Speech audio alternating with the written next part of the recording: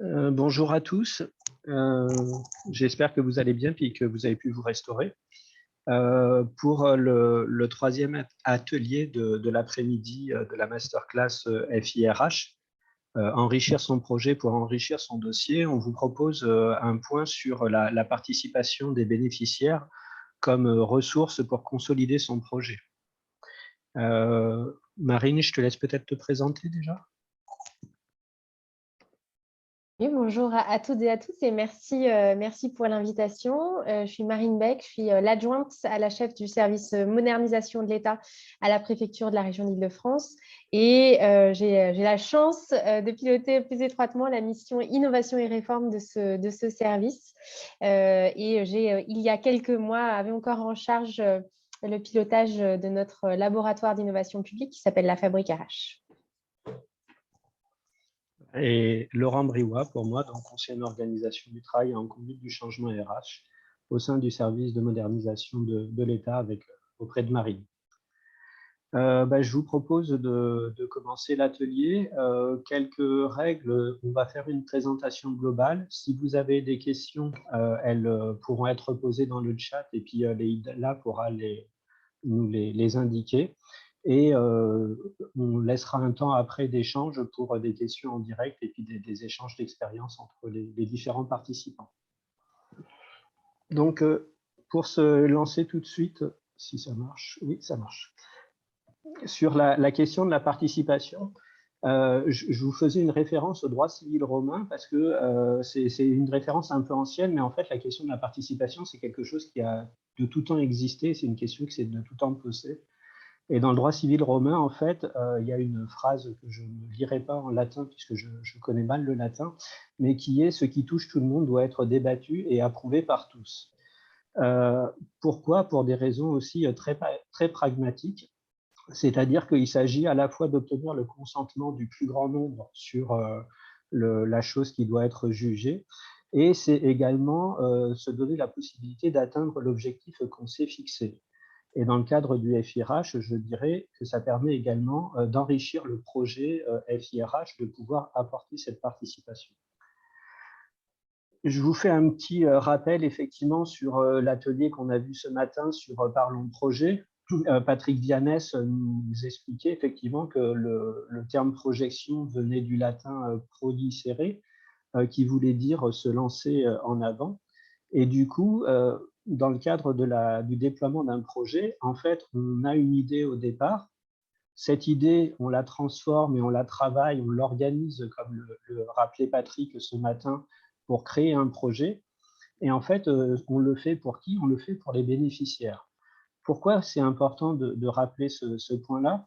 C'est parce que on est aujourd'hui dans dans des administrations bureaucratiques, comme tout le monde connaît un peu ces termes-là. Et en fait, dans une organisation bureaucratique, très rapidement, en fait, on peut le projet peut servir en fait à nourrir le projet et uniquement le projet et les porteurs de projet. Et c'est vraiment un des points sur lesquels il faut être attentif, ne pas avoir cette dérive de la part du projet. Et ce qui permet d'éviter notamment cette dérive, effectivement, c'est de pouvoir associer les bénéficiaires, parce que eux, ce sont ceux qui attendent effectivement la solution. Et vous apportez cette solution, vous construisez les éléments pour construire cette solution. Et en fait, les bénéficiaires, qui sont les bénéficiaires? Déjà, il faut rappeler que ce sont des êtres humains comme vous et nous. Et on peut identifier deux types de bénéficiaires. Des bénéficiaires qui vont bénéficier directement, et il y a aussi les personnes qui vont en bénéficier indirectement. Pour une petite, comment s'appelle, un petit rappel effectivement de ce qu'on met derrière ce terme de bénéficiaire, j'ai repris la définition de la norme AFNOR ISO 21500, qui est qu'est-ce qu'on appelle les parties prenantes d'un projet. La norme nous explique que c'est les personnes, des groupes ou des organismes qui sont intéressés et qui peuvent être affectés ou se sentir affectés par une phase quelconque du projet. Ces trois points-là, en fait, ça définit trois catégories d'agents. Les personnes qui peuvent affecter le projet, typiquement, c'est l'autorité de décision. Elle dit oui ou elle dit non. C'est tout ce qui est ressources, le budget, les hommes, le matériel. Est-ce qu'on a ces éléments à disposition? Je vous renvoie aussi à l'atelier de Patrick Vianès ce matin sur Parlons projet. Et puis, c'est aussi la question de l'expertise technique, c'est-à-dire qu'un projet, ça a un but, ça a un objectif, et pour l'atteindre, il faut effectivement qu'on ait une certaine expertise technique avec nous pour obtenir et arriver à l'objectif. Quel est le groupe des personnes qui peuvent être affectées? Typiquement, les personnes qui peuvent être affectées, ce sont les personnes cibles du projet.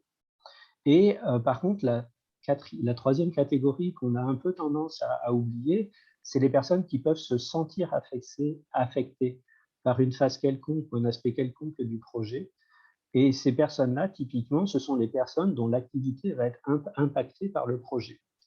Pour illustrer, je vous donne un exemple, et on peut le commenter bien sûr. Par exemple, imaginons une réorganisation et un réaménagement de l'accueil dans un bâtiment. Dans la catégorie des personnes qui vont affecter ce projet-là, on a qui? On a le directeur général, on a les achats et les finances, puisque si on réaménage, il va falloir faire des achats. On a les RH, si jamais il y a des questions de personnel. On a la logistique pour le déplacement. On a l'informatique, puisque maintenant les espaces d'accueil sont informatisés. On peut avoir l'architecte, on peut avoir un ergonome, on peut avoir le médecin du travail. Mais on peut aussi avoir d'autres personnes qu'on verra dans l'atelier numéro 4, qui sont notamment les prestataires et les organisations syndicales également, qui font partie des personnes qui peuvent effectivement impacter ce projet. Si je les cite, ce n'est pas pour dire qu'elles sont toutes importantes, mais c'est pour dire qu'elles sont multiples et qu'il faut tenir compte de ça lorsqu'on veut monter un projet.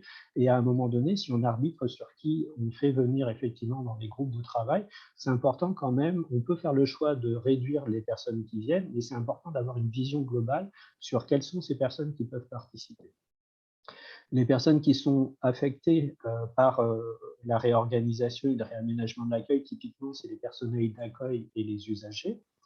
Et puis, les personnes qu'on ne voit pas forcément ou qu'on n'inclut pas directement dans les projets, c'est toutes les personnes en fait qui sont à un moment donné, dont l'impact du fonctionnement de l'accueil va être impacté. Ça peut être la sécurité, par exemple. Ça peut être les services de nettoyage, ça peut être les secrétariats qui vont peut-être modifier leur manière de fonctionner avec l'accueil. Ça peut être l'accueil conférence, le point accueil conférence, ça peut être le courrier. Donc, vous voyez, ça peut être des acteurs qui sont multiples. Et toutes ces personnes-là sont des parties prenantes.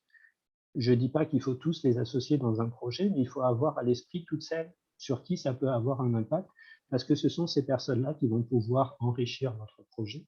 Et surtout, pour qui, en fait, une fois qu'on aura fait le projet, il n'y aura pas effectivement de manifestations en disant « bah oui, mais un tel a été avantagé, mais personne n'a pensé à lui ». C'est quelque chose qu'on peut entendre assez fréquemment une fois que les projets ont été lancés. Un premier mode de participation assez classique et que tout le monde connaît, c'est la question effectivement de la gouvernance du projet, c'est le comité de projet et le comité de pilotage. Idéalement, c'est bien effectivement que les personnes qui sont impactées fassent partie de ce comité de pilotage parce qu'elles ont quelque chose à dire. Les choses que vous allez mettre en place vont avoir un impact sur elles et du coup, c'est important dans une logique participative de pouvoir entendre ce qu'elles ont à dire, entendre quelles sont leurs craintes et entendre quelles sont les solutions aussi auxquelles on n'a pas forcément pensé quand on a lancé le projet.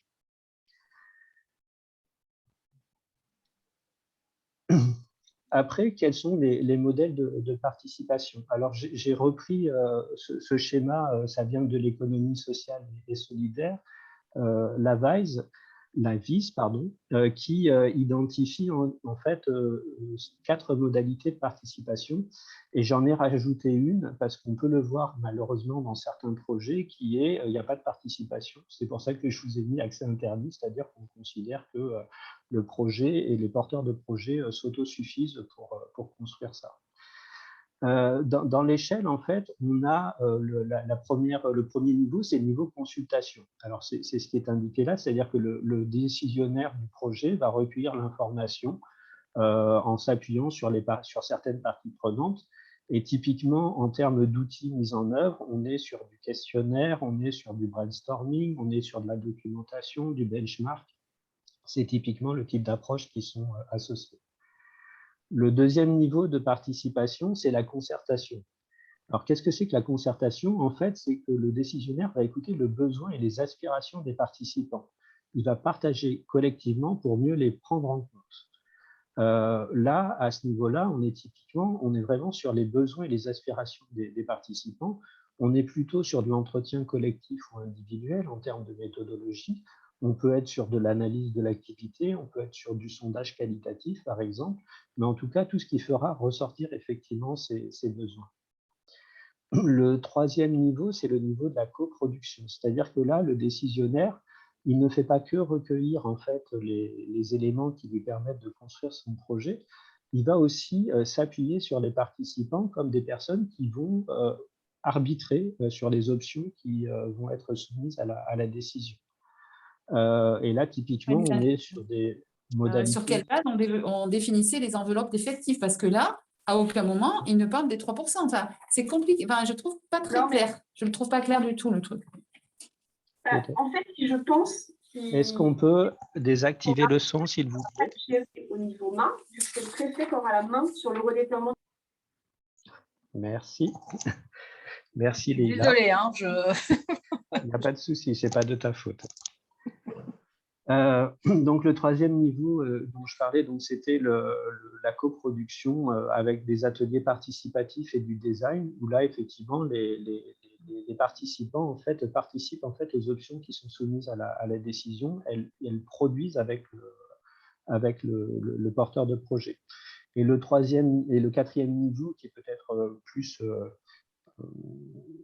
moins fréquent, voire pas pour tout de suite dans l'administration, c'est le modèle de la codécision. On est sur un modèle type SCOP, comme on voit dans l'économie sociale et solidaire. Là, c'est le pouvoir de décision est partagé et il n'y a pas de différence entre décisionnaires et participants. On n'est pas dans ce modèle-là au sein de l'administration. Quel type de constat on peut faire un peu sur les projets qui sont développés et peut-être qui sont aussi proposés en termes de déploiement dans le cadre du FIRH ou d'autres fonds? En fait, on peut probablement estimer que 80 à 90% des projets se trouvent sur les 2 voire 3 premières catégories, c'est-à-dire soit aucune participation des personnes, des bénéficiaires, soit une participation qui est très classique, effectivement, sous un format consultation, c'est-à-dire qu'on va effectivement quand même chercher l'information utile pour avoir un projet construit et qui s'adapte au moins à la situation. Et on a effectivement quelques projets où on va écouter les besoins et les aspirations des agents. Du coup, une des questions, c'est est-ce qu'on peut développer aussi, est-ce que c'est intéressant de développer dans le cadre du déploiement des projets, peut-être plus la concertation, voire la coproduction? Est-ce que c'est une terra incognita ou est-ce qu'on peut y faire quelque chose? Pour ça, ce que je vais vous faire par la suite, on va passer dans une deuxième phase qui va être une phase où en fait, on va vous donner des exemples de participation qui existent. Alors, c'est forcément limitatif, ça ne reprend pas tout, mais c'est pour un peu illustrer effectivement à quoi peut ressembler la participation. Et pour la première illustration, je laisse la parole à Marine qui va nous présenter la fabrique RH et notamment les FAB Challenge qu'elle développe dans le cadre de cette fabrique RH. Marine, à toi la parole. Merci beaucoup, Laurent. Alors, je vais essayer d'éclairer un petit peu cette terra incognita, parce qu'effectivement, à la Fabrique RH, on est plutôt sur des modes de travail qui privilégient la co-construction ou la coproduction. Juste peut-être un petit mot sur la Fabrique RH. C'est le laboratoire d'innovation publique qui a été fondé par la préfecture de la région d'Île-de-France. On existe depuis 2016. Et en fait, on accompagne tous les agents publics, quelle que soit leur administration, leur grade, leur fonction, ou leur fonction publique d'ailleurs, sur leurs projets innovants, sur les ressources humaines. Donc, on accompagne des équipes d'agents publics pendant 1 an pour les aider à passer de l'idée à l'expérimentation.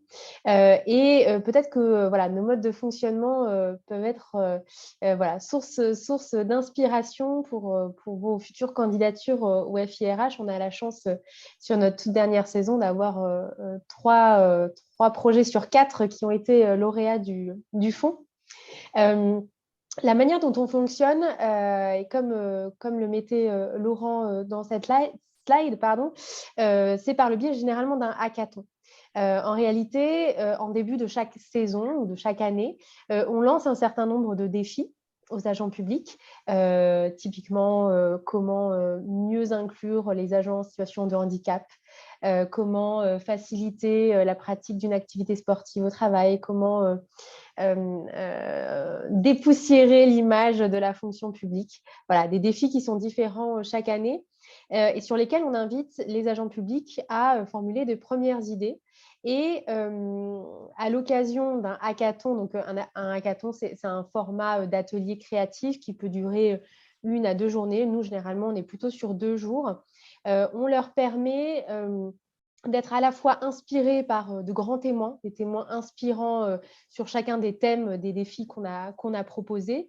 Et sur une logique de design, donc de pensée design, on va leur permettre de bien identifier les futurs bénéficiaires des projets qu'ils ont imaginés pour avoir un parcours qui leur permette de tomber, entre guillemets, sur une solution ou des débuts de solutions qui sont adaptés à leur public et qu'ils vont pouvoir ensuite aller tester sur le terrain. C'est surtout ça qui est important pour nous, c'est l'itération que va pouvoir faire l'équipe projet en allant tester au contact de leurs vrais utilisateurs les projets qu'ils ont imaginés pendant ce hackathon. Ces 2 jours où nous, on les accompagne du coup sur ce cheminement de construction en mode design de leur solution. Et puis, à la fin de ces deux jours, un jury est réuni pour sélectionner les équipes qui seront lauréates et qui bénéficieront d'un accompagnement de la Fabrique RH. Et à partir de là, s'ensuit toute la phase d'incubation où ces projets vont être accompagnés pendant 1 an pour faire mûrir le projet qui aura été imaginé pendant ces 2 jours, aller le tester sur le terrain et dans une boucle d'itération, pouvoir l'améliorer assez rapidement, en fait, dès les premiers mois d'incubation, sur la base d'un prototype qu'ils auront créé. Et finalement, voilà, aller prendre leur bâton de pèlerin pour aller convaincre des administrations de tester leur projet grandeur nature. Nous, dans notre processus un petit peu d'accompagnement, tous les mois, on leur propose une petite masterclass. C'est à la fois l'occasion pour chacun d'entre eux qui, voilà, vous l'avez compris, ne travaillent pas ensemble, ne travaillent pas dans la même administration, donc avec des cultures administratives qui sont parfois différentes, de se retrouver, de faire un point sur leur projet et puis certains obstacles que peuvent rencontrer certaines équipes projets peuvent être levés par d'autres qui l'ont rencontré juste avant. Donc, c'est des échanges et des partages d'expériences qui sont extrêmement enrichissants. Et puis, nous, on propose au cours de ces masterclass un module un petit peu plus théorique, entre guillemets, où tous les mois, on va leur proposer une petite mini-formation, on va dire, sur un thème qui va être d'intérêt en fonction du point où ils en sont dans leur projet. Typiquement, sur le tout début de la période d'incubation, on va plutôt être sur une masterclass qui s'appelle « Être intrapreneur ». Quels sont les pièges de ce nouveau métier, entre guillemets, puisque ce qu'on propose finalement à ces agents publics, c'est un petit peu une aventure intrapreneuriale, donc de mener son projet de A à Z à l'intérieur de son administration. Mais en milieu de cycle, en milieu d'incubation, on va plutôt avoir une masterclass qui va être tournée sur comment piloter son prestataire. Je sais que c'est aussi prévu à l'occasion de vos ateliers aujourd'hui. Mais typiquement, en milieu d'incubation, c'est souvent un moment où le projet est suffisamment affiné et les premiers tests ont déjà permis d'affiner le prototype et souvent ils ont décroché en fait des fonds qui leur permettent d'avoir recours à des prestataires et donc ça aussi, ça s'apprend finalement. Et le dernier exemple que je peux donner un peu à la fin de l'incubation, c'est comme on va être sur une phase plutôt de promotion des projets et de communication, on va avoir une masterclass sur comment communiquer sur les réseaux sociaux, quels sont les codes, comment est-ce qu'on passe d'une peut-être certains ont quelques clés sur la communication institutionnelle, mais là, on est sur un autre type de communication. Et donc, voilà, l'idée, c'est tout au long de leur année d'incubation, de leur donner des clés qui vont leur permettre de conduire leur projet et de conduire leur projet avec la méthodologie qui est celle du lab, c'est-à-dire celle d'association et de co-construction avec les bénéficiaires. Et je vais peut-être vous donner du coup un exemple supplémentaire très concret sur l'un de nos projets qui s'appelle l'étape, l'espace de travail des agents publics, qui est le tout premier espace de coworking qui est dédié aux agents publics, qui est situé à Paris, dans le 9e arrondissement. C'est un projet qui a mûri au sein de la Fabrique RH à l'occasion de sa 3e saison.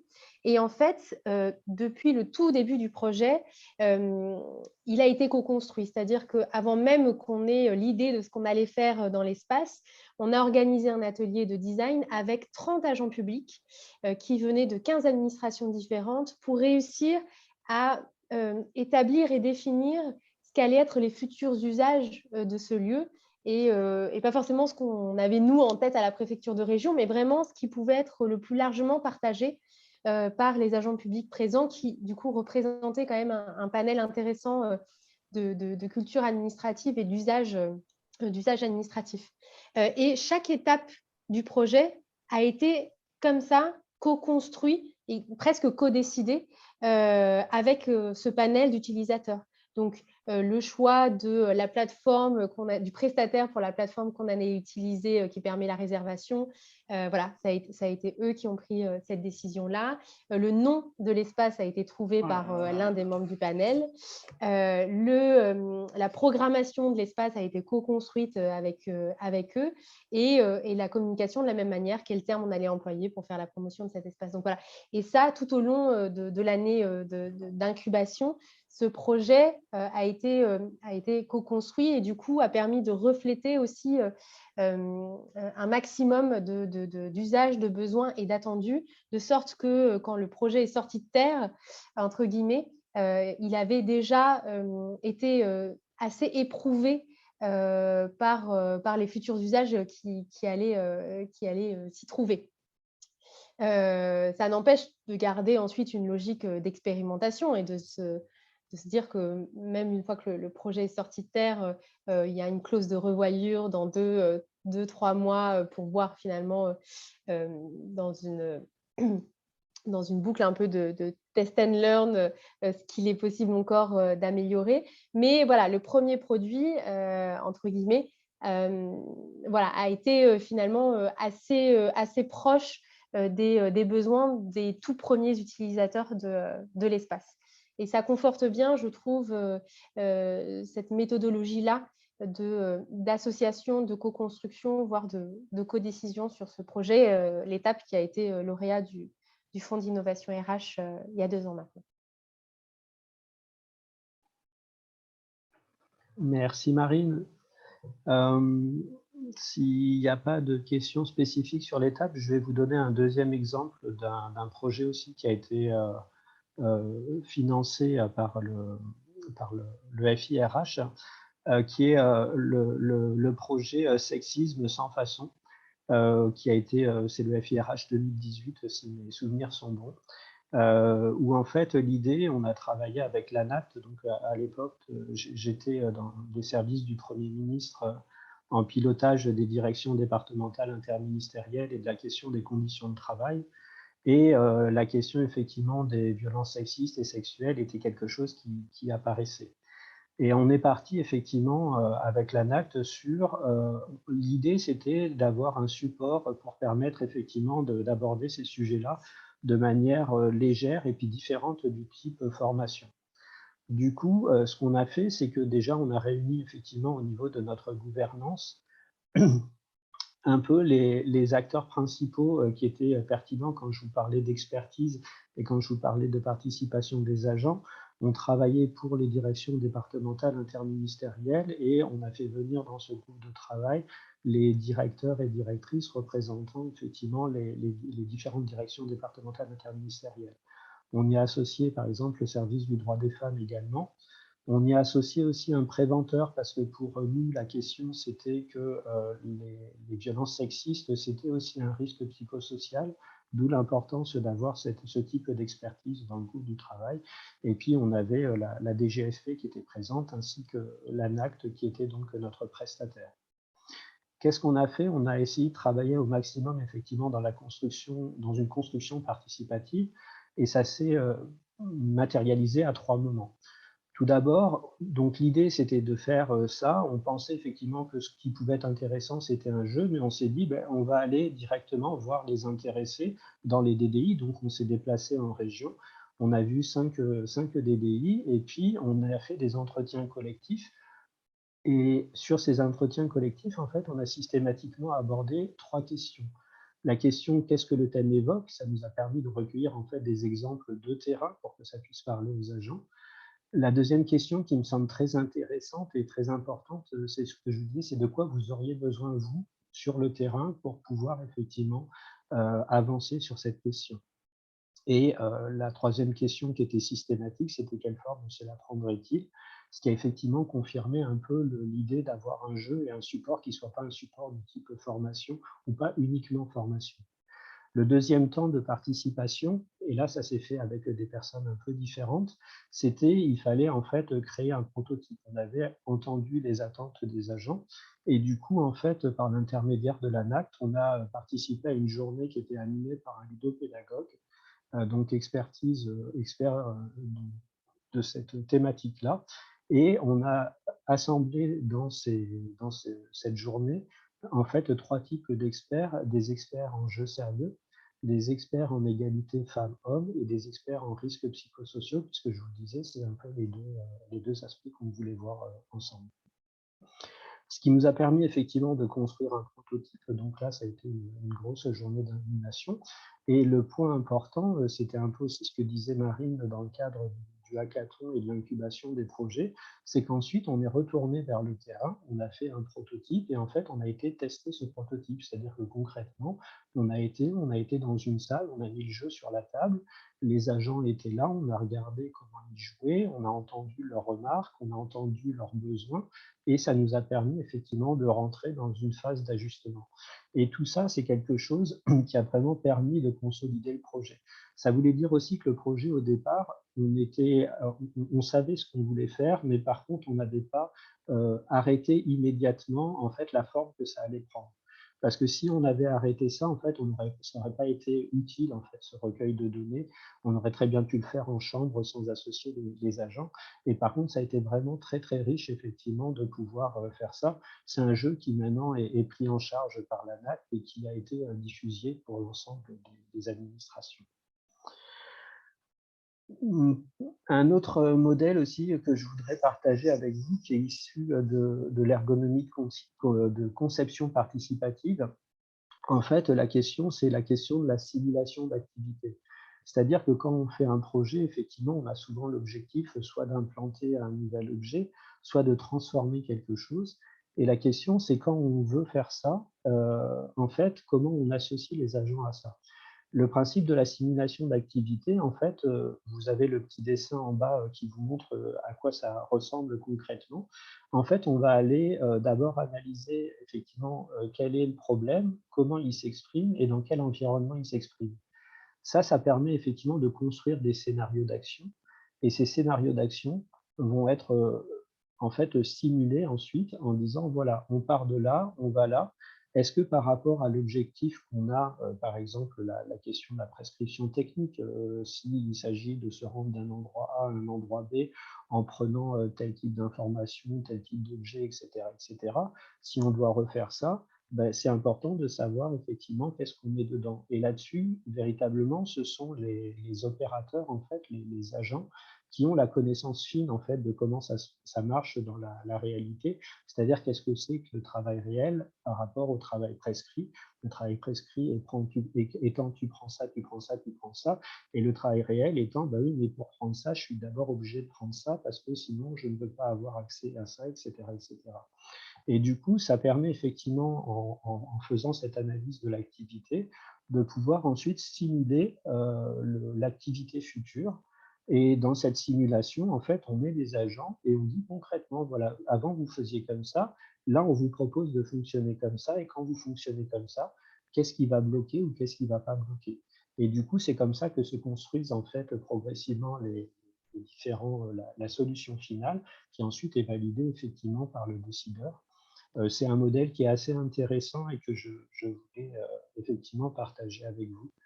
Et la quatrième pardon, référence que je voulais faire avec vous, c'était vous renvoyer effectivement sur le guide de la qualité de vie au travail, outils et méthodes pour conduire une démarche QVT, à laquelle on a eu la chance de participer avec Leïla au niveau de son élaboration, parce que les démarches qualité de vie au travail, ce sont des démarches qui s'appuient énormément sur la question de la participation des agents, sur la question de l'expérimentation.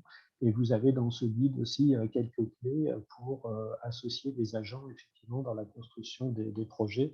Ici, ce sont des projets qualité de vie au travail, mais ça va bien au-delà, bien entendu. Voilà. Et je vous remercie pour votre... J'avais fini, j'ai fait une mauvaise, un mauvais geste, mais en tout cas, c'était fini.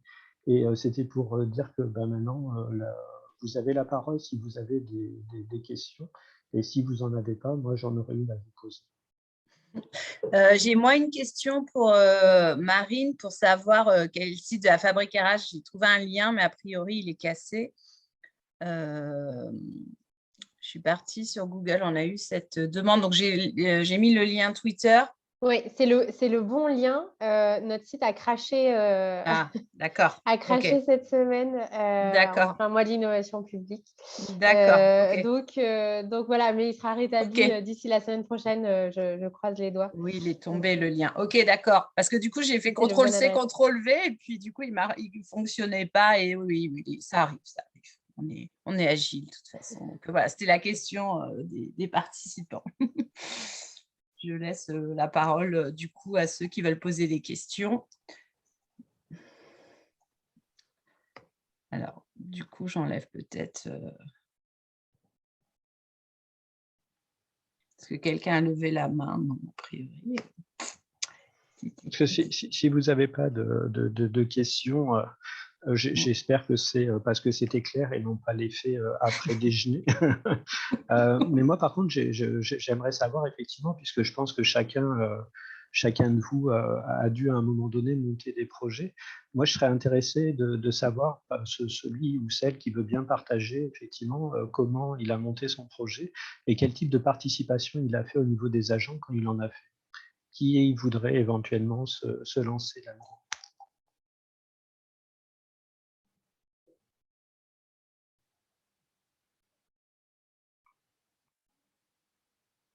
Alors, je vais balayer. Est-ce que Évariste Mollard a fait quelque chose dans ce domaine-là?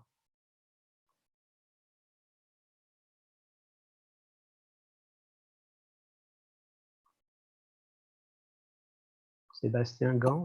Oui, j'essaie de prendre mon micro. Ah, super. Merci.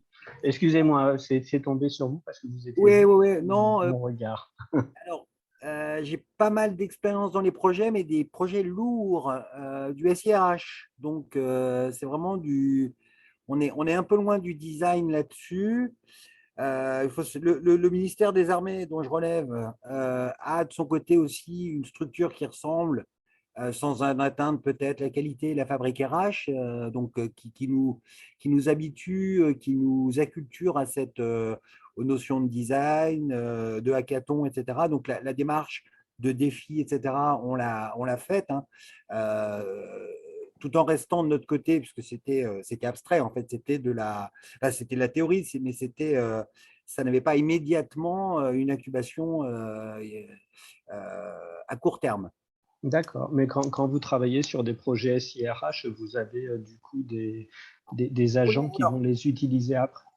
Alors, le ministère a appris dans mon domaine de ses erreurs, notamment sur des problèmes qui ont touché à la solde des militaires il y a quelques années, et a pris l'habitude de consulter, et là, c'était socialement obligatoire, les bénéficiaires. Pour le coup, c'était les conjoints et les conjointes de militaires qui ont été réunis dans un groupe d'utilisateurs pour répondre plutôt au niveau fonctionnel par rapport au service rendu. On est sur un projet actuellement qui intègre justement cette démarche utilisateur, donc avec une de mes collègues qui est en ligne. On en est à nos débuts. Voilà.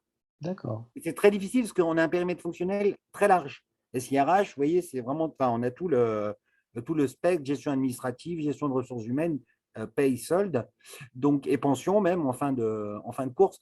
Donc, pour associer, on doit avoir 300 000 utilisateurs.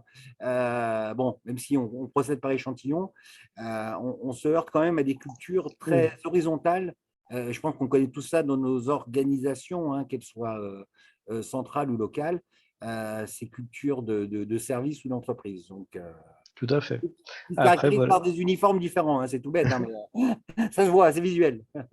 Voilà, après, d'expérience, je peux vous assurer que quand on va effectivement sur le terrain, les gens sont prêts à participer. C'est ça qui est alors, joli. c'est Ils pas sont prêts tant à donner du temps.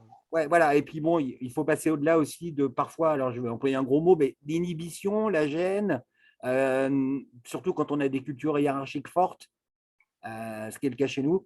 Donc voilà, le fait d'être interrogé, de participer dans un cadre hors hiérarchie ou pas, voilà, il peut y avoir quelques appréhensions. C'est une pratique, ça rejoint ce qu'on disait ce matin sur, je crois que c'est Léla qui le disait, sur l'intervention de la prévention de la prévenance de la hiérarchie quant à la participation à une démarche projet. Merci pour ce partage. La démarche, en tout cas, est toujours intéressante, hein, pour l'équipe de conduite du projet. Il faut toujours entendre, qu'on prenne ou qu'on ne prenne pas, on entend, et on sait qu'il y a, alors ce besoin, même s'il est microscopique, c'est celui que qu'on appelait souvent celui de Madame Michu, qui veut son bordereau de telle couleur, et rose et pas vert parce que c'est interdit dans son service. Mais on sait que ce besoin est exprimé. Alors après, on peut le traduire, pas le traduire, mais on le prend en compte, on le note. Voilà. Ok. Merci beaucoup pour ce partage. Quelqu'un veut-il partager? Ou a des questions peut-être?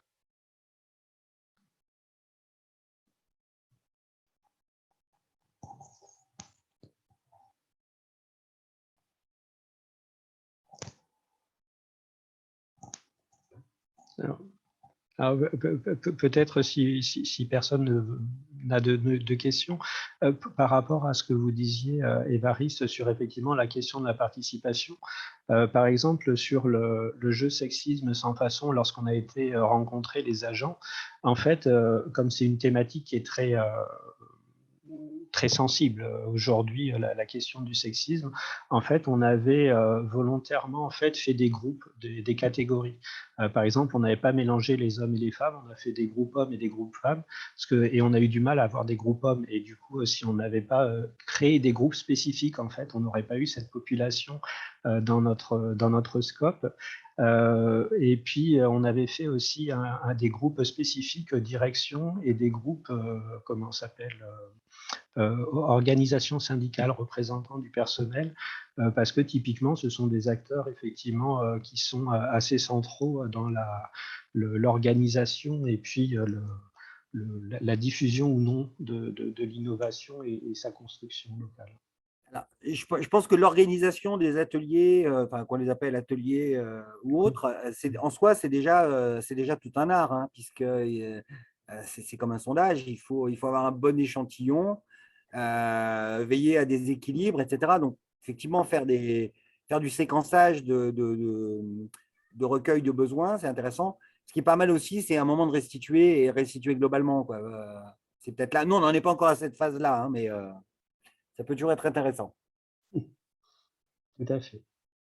Je voyais dans la Drea Hara, il ne reste plus qu'à diffuser les bons conseils pour convaincre et inciter, oser déposer des projets.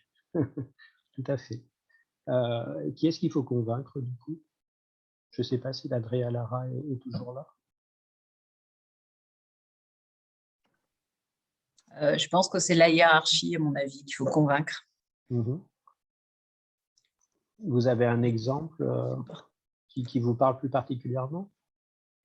En fait, c'est moi qui parle. Ah, pardon. Excuse-moi, Leïla, je n'avais pas vu. Et en fait, je pense que c'est souvent la hiérarchie qu'il faut convaincre. Parce que les agents, ils ont envie de déposer les dossiers. Enfin, c'est les retours qu'on a au niveau des GAFP, mais bon, il faut convaincre. Il faut toujours convaincre, avant, pendant, après, pour remporter l'adhésion. Je voudrais juste dire que la DGAFP, donc on a toujours des agents à disposition pour organiser ces ateliers de consultation, puisqu'on le fait régulièrement. Donc, il y a 3 facilitateurs au sein de la DGAFP qui sont habitués à faire des ateliers pour consulter les bénéficiaires. Ce ne sera pas moi en plus, donc c'est top. D'accord. Et du coup, ils peuvent être sollicités par ton intermédiaire, c'est ça? Comment Oui. ça fonctionne? Alors, on est, par exemple, là, cette année, pour 2021, pour des projets FIR, on va rester dans le périmètre FIR. Donc, 2020-2021, on est intervenu au sein de la gendarmerie, la DGGN, pour des ateliers, pour recueillir les besoins des bénéficiaires et leurs ressentis suite à une démarche. Et comme on était extérieur, c'était plus facile pour libérer la parole. Ce qui est compliqué, c'est d'organiser un atelier, de connaître ses bénéficiaires. Parfois, il vaut mieux faire intervenir ou un prestataire ou un tiers. Ce qu'on a fait, on l'a fait aussi pour une DDT, on l'a fait en territoire aussi pour une DDI, mais j'ai déjà oublié. Et donc, on vient libérer la parole, écouter, on l'a fait en douane aussi. On vient écouter les bénéficiaires sans la présence de ceux qui ont porté le projet. Voilà, on est des intermédiaires, ce qui permet de libérer la parole. Et après, on fait une synthèse neutre, sans nommer les gens qui se sont exprimés, c'est super important. On fait des groupes, hein, donc on ne mélange pas en général la hiérarchie avec les agents pour vraiment que la parole soit plus libre. Mais c'est une compétence qui existe à la DGAFP. Il y a des consultants spécialisés pour organiser ces consultations. Je le dis parce que c'est gratuit. Tout à fait. Et ça fait partie des ressources dont tu parlais tout à l'heure dans ton premier atelier, qui permet aussi du coup peut-être de recentrer plus particulièrement le type de demande qu'on peut faire au FIRH en termes de prestations financières. C'est ça, c'est-à-dire que quand le financement est un peu trop haut, on peut trouver un moyen pour nous internaliser les prestations. Et ça, le recueil l'association, la co-construction avec les bénéficiaires, ils savent faire. Voilà. Donc, je le dis. Après, ça se programme, etc. etc. Et je ferme mon micro. Super. Quelqu'un a-t-il une dernière question ou une dernière interpellation? Je vois Sandrine Lombard sur le chat qui dit que l'intelligence collaborative est souvent ou parfois encore un gros mot. Je vous rejoins.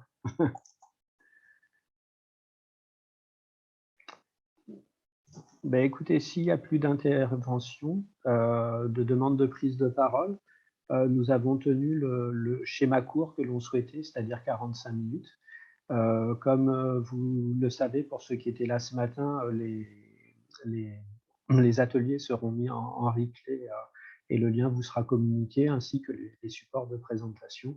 Et puis, bien sûr, l'ensemble des intervenants reste à votre disposition si vous avez des questions spécifiques.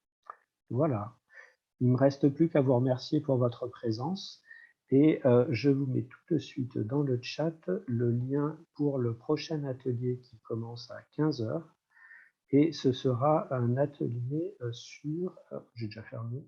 Non, ce sera un atelier sur la question des partenaires et des prestataires pour la construction et l'enrichissement de son projet. Je fais un copier et je vous le mets tout de suite dans le chat. Voici.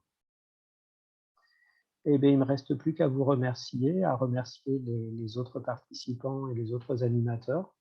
Et puis, je vous dis dans un quart d'heure pour ceux qui seront là et bonne route pour les autres. Au revoir.